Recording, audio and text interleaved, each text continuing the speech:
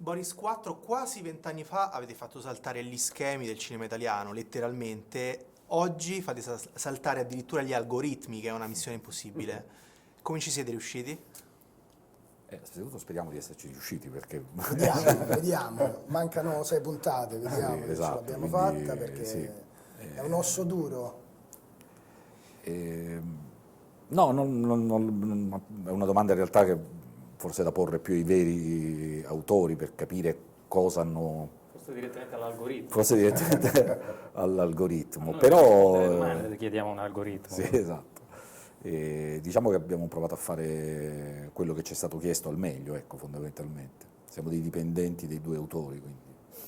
Boris 4 regala moltissime risate, ma c'è anche, insomma, la solita poesia che poi accomuna anche le precedenti stagioni. È una frase molto bella, è il vostro mestiere, il nostro mestiere è sorprendere. Cosa vi ha sorpreso di Boris 4? Che si facesse, per cominciare. Che si facesse. Anche perché in realtà Corrado tempo fa aveva detto una cosa straordinaria. Cioè, siccome c'erano tanti problemi a fare questa Boris 4, lui ha detto facciamo direttamente Boris 5. Sono anni e anni cui si parla di questo Boris 4, cioè questi che avete fatto in questi 12 anni, si è parlato di un eventuale Boris 4. E, vabbè, c'è stato il film. Perché Boris 4 aveva talmente tanti problemi, facciamo direttamente il 5, poi quando abbiamo risolto quelli del 4 faremo...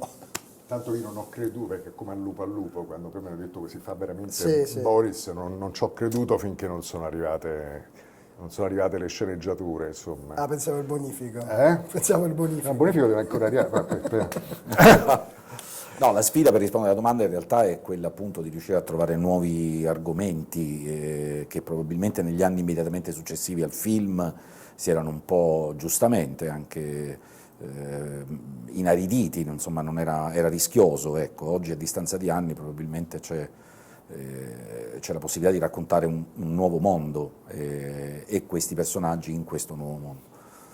L'universo di Boris ci ha fatto scoprire delle dinamiche off, esasperate chiaramente, però che arrivano probabilmente da situazioni reali che avvengono sul set. Questo, vi chiedo, vi ha spinto a guardare la vostra professione in un modo totalmente diverso, ovvero vi ha in qualche modo Boris aiutato a far vedere il mondo del cinema in un modo totalmente nuovo e anche forse più libero, no? Sì, ora esasperate,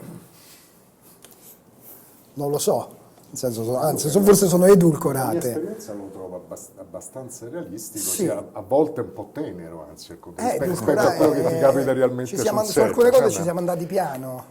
Sì, una visione, tutto sommato, volemo se bene rispetto guarda, a io quello... anni fa, no scusami, No, di Dio. no, mi sono trovato su un set di una soap, diciamo, dove io non ero previsto in quella scena, ma c'erano due unità, io dovevo stare su un'altra unità, si sono sbagliati, mi hanno messo in quell'unità.